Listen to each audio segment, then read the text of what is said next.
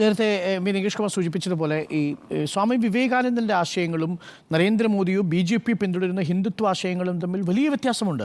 അത് ഇന്നിപ്പോൾ അറബിക്കടലും ബംഗാൾ ഉൾക്കടലും ഒക്കെ സംഗമിക്കുന്ന ഈ ത്രിവേണി സംഗമത്തിൻ്റെ അത്ര തന്നെ വ്യത്യാസമുണ്ട് എന്നുള്ളതാണ് ഞാൻ മനസ്സിലാക്കുന്നത്. കാരണം ഉദാഹരണത്തിന് ഒരു കാര്യം ഞാൻ പറയാം. 1893 സെപ്റ്റംബർ 11 ചിക്കാഗോയിൽ നടത്തിയ പ്രസംഗത്തിൽ നരേന്ദ്രമോദി വിവേകാനന്ദൻ പറയുന്നൊരു ഭാഗം ഇങ്ങനെയാണ്: ലോകമെമ്പാടുമുള്ള മതങ്ങളുടെയും രാജ്യങ്ങളിൽ നിന്നും വന്ന എല്ലാ പീഡിതർക്കും അഭയം കൊടുത്ത ഒരു രാജ്യത്ത്, അഭയാർത്ഥികൾക്കും അഭയം കൊടുത്തൊരു രാജ്യത്തിൽ നിന്നാണ് ഞാനെന്നതിൽ ഞാൻ അഭിമാനിക്കുന്നുവെന്നാണ് പറഞ്ഞിരിക്കുന്നത് സ്വാമി വിവേകാനന്ദൻ. വാക്ക് ശ്രദ്ധിക്കണം. ലോകമെമ്പാടുമുള്ള എല്ലാ രാജ്യത്തെയും എല്ലാ മതങ്ങളിലെയും അഭയാർത്ഥികൾക്ക് അഭയം കൊടുത്ത രാജ്യം, ആ രാജ്യത്തിൽ നിന്ന് വന്നതിൽ ഞാൻ അഭിമാനിക്കുന്നു എന്ന് പറയുന്ന വിവേകാനന്ദനും സെലക്ട് ചെയ്ത ചില രാജ്യങ്ങളെ മാത്രം തിരഞ്ഞെടുത്ത് അവരിൽ നിന്നൊരു പ്രത്യേക മതവിഭാഗത്തിൽപ്പെട്ട അഭയാർത്ഥികളെ ഒഴിവാക്കുന്ന നരേന്ദ്രമോദിയുടെ രാഷ്ട്രീയവും തമ്മിൽ വലിയ വ്യത്യാസമുണ്ട്.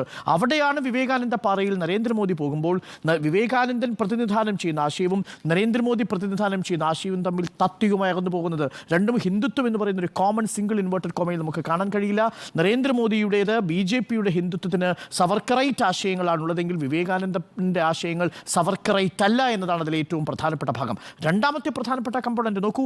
1894 ഈ ചിക്കാഗോ പ്രസംഗം നടന്ന ഒരു വർഷത്തിനു ശേഷം ഇതേ സ്വാമി വിവേകാനന്ദൻ രാമകൃഷ്ണാനന്ദ സ്വാമികൾക്ക് എഴുതുന്നൊരു കത്തുണ്ട്. ആ കത്തിൽ വളരെ വ്യക്തമായൊരു ഭാഗം പറയുന്നു: ഈ പട്ടിണി കിടക്കുന്നവൻ്റെ മുന്നിൽ മതത്തെക്കുറിച്ച് നിങ്ങൾ പറയാൻ പാടില്ല എന്നുള്ളതാണ്. An empty stomach is not good for religion എന്ന ഒരു സ്റ്റേറ്റ്മെൻറ്റ് കൂടി പറയുന്നുണ്ട് സ്വാമി വിവേകാനന്ദൻ.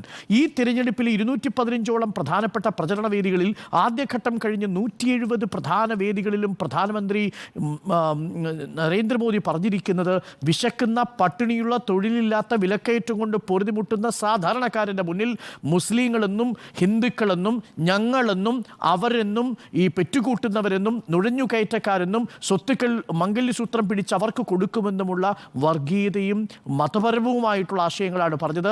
രാമക്ഷേത്രത്തെക്കുറിച്ചാണ് പറഞ്ഞത്. അവിടെയാണ് വിവേകാനന്ദൻ വ്യത്യസ്തനാവുന്നതും നരേന്ദ്രമോദി എന്ന ആശയം വ്യത്യസ്തനാകുന്നതും. അതുകൊണ്ട് നരേന്ദ്രമോദിയും വിവേകാനന്ദനും അഥവാ നരേന്ദ്രനാഥ് ദത്തനും നരേന്ദ്രമോദിയും തമ്മിൽ വലിയ വ്യത്യാസമുണ്ട്. അക്ഷരങ്ങളുടെ സാമ്യം മാത്രമേ ഉള്ളൂ എന്നതുകൂടി ഞാൻ പറയട്ടെ. അതുകൊണ്ട് തീർച്ചയായും ഇത് രാഷ്ട്രീയ ധ്യാനം തന്നെയാണ്. യഥാർത്ഥത്തിൽ വിവേകാനന്ദ ആശയങ്ങളെ അല്ല നരേന്ദ്രമോദി ധ്യാനത്തിലൂടെ പ്രതീകവൽക്കരിക്കുന്നത് എന്നാണ് എൻ്റെ ടേക്ക്.